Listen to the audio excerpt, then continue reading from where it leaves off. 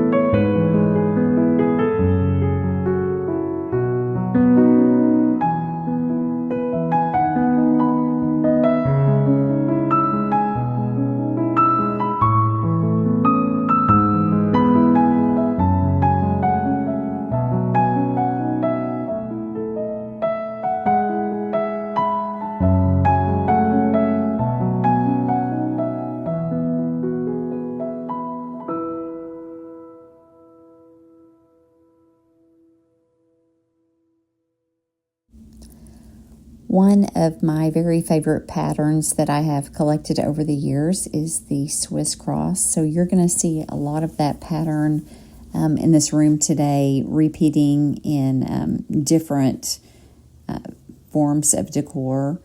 So it's going to kind of help to bring the space together. I don't normally think that I would have chosen this pattern for this furniture, as much as I love both of them. I'm not sure I would have originally thought they went together, but I thought it turned out pretty nice, and I hope you like it.